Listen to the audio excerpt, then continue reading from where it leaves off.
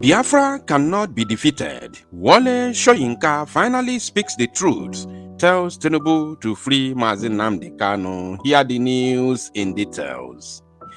Wonderful people of Biafra, lovers of freedom all over the world, you are welcome once again to Biafra Unite channel / television this very moment.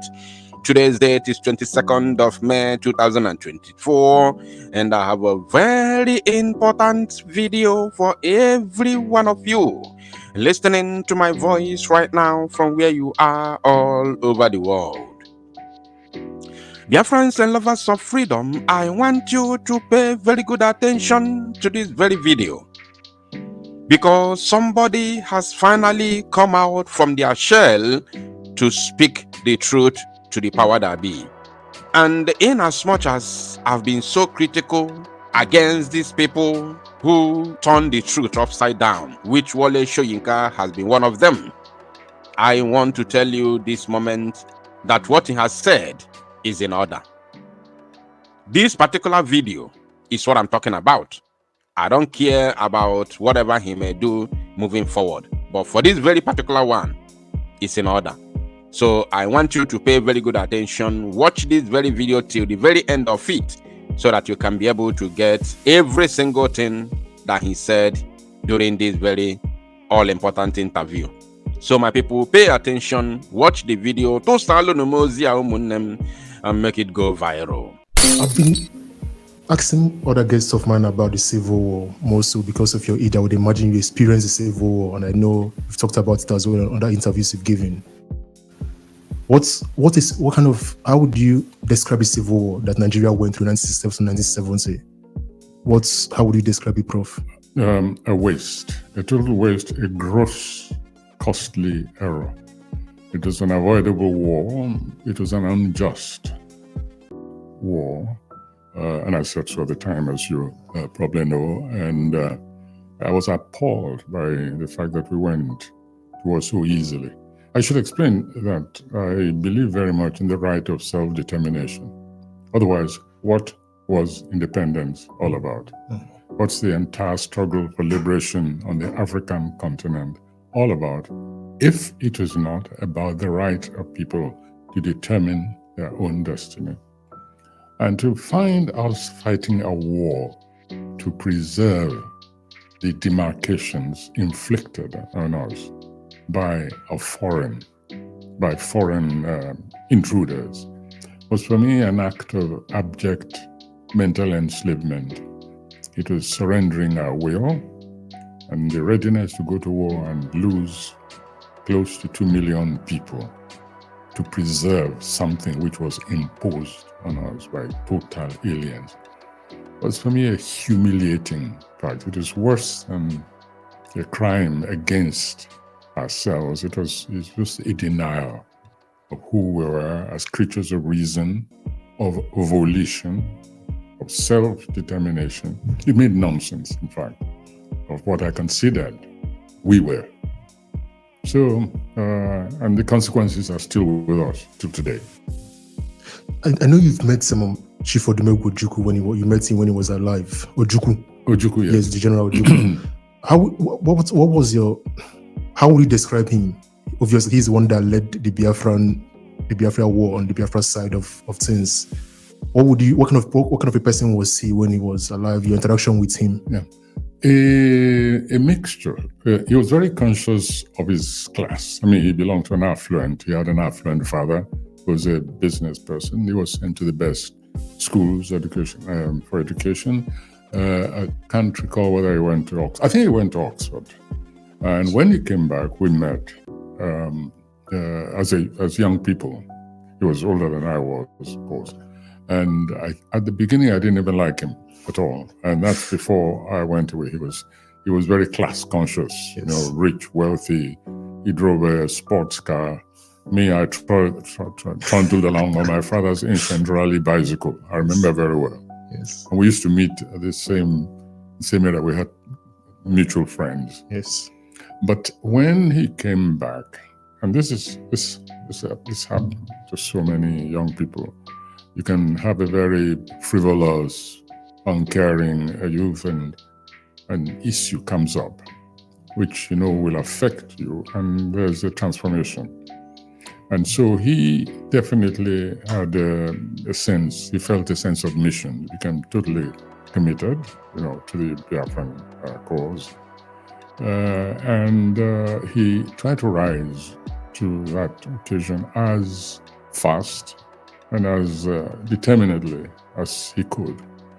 I thought for somebody with that background and with those challenges, he didn't do too badly. He made some terrible decisions, I believe. He also had to accept responsibility for the entire scenario, going to war. After Aburi, there was a chance that the country could have moved a little bit more apart, rather than stick with the kind of regimentation there. And all the leadership at that time, in fact, were culpable. But in my view, we on the federal side had a greater culpability. Yes. So, I mean, you talked of the decisions he made that were terrible, sir. When you compare that to people like Nnamdi Kanu today, Nnamdi Kanu trying to resurrect that Biafra spirit, what would you say, or what would your advice to people like Nnamdi Kanu, the Yoruba nation, those people that are agitating for a split from Nigeria? What would your advice or suggestion be to them from your experience? Well, the first thing I have to say is that I said at the time, and this was what got me into serious trouble, because they felt that by making such statement, in fact, it was singled out. By making such a statement, I was trying to demoralize the federal side and actively promoting the Biafran cause. When I said, and I wrote, I said, you cannot defeat Biafra. I said, and people thought I was merely talking of the, you know, they took a very simplistic approach to understanding that. They thought I was talking about the battlefield, on the battlefield. Well, that was involved as well. Because when the people are determined, they're willing to sacrifice anything to preserve their identity. When they feel they're on a righteous cause, it's difficult to defeat them. Yes. If there's any, shall we say, military defeat, it's only temporary.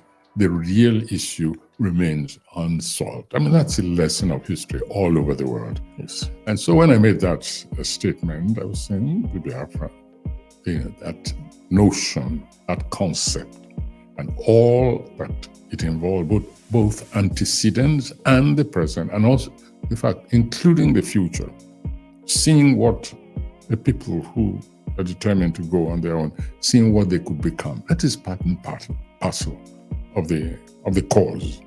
And when you have that kind of binding combination of different causes, it's very difficult to defeat them. And so Nnamdi Kanu represents that concept. He is one of the younger generation who inherited a burden of defeat, of resentment, and a determination, in their view, not to make the mistakes of even their predecessors. They have a new will, they have a new understanding of history. The only problem I had with was the language which Nnamdi Kanu used over Radio Biafra. I listened to some of it, very incendiary, Yes. and also disrespectful, I thought, of even his own people. I do agree with that. The language, I don't want to go into details, but all you have to do is listen to it. So what is represented, in fact, I used a certain expression in recent contributions. What we fought for, those of us who stood on that side, we fought for a Biafra of conscience. And for me, that's very critical. And people like Nnamdi Kanu should not, or IPOP for that matter, or MASSOB, whatever, should not act against what I call the core of our humanity, yes, which is one of conscience. So yes, because for me, nothing surprised me at all. In fact, it just surprised me that it took so long that the Biafra resurrection to take place in terms Yes. of consciousness. Nothing surprised me. Yeah. Would you say there are similarities with the Yoruba nation and the way they've been treated? So, for example, you have the way Nnamdi Kanu was treated or is being treated. Nnamdi Kanu is still in prison, DSL jail. Whereas you have the Yoruba nation leader, he was released a few months ago. So would you say there are similarities or differences to these two movements? It's a mistake keeping Nnamdi Kanu in prison, I believe. To have, in fact, kidnapped him. There's no other word in the first place. That's true. He had a right to pursue his cause anywhere he wanted. He was never accused of physically bombing any place, or killing any place. Language, yes, was incited, no question at all about that. But you don't arrest, you don't kidnap people. Buhari seemed to have an obsession with kidnapping people. That seemed to be his trademark. Modus operandi. It's like couldn't fulfill himself unless it put somebody in a crate and brought them back.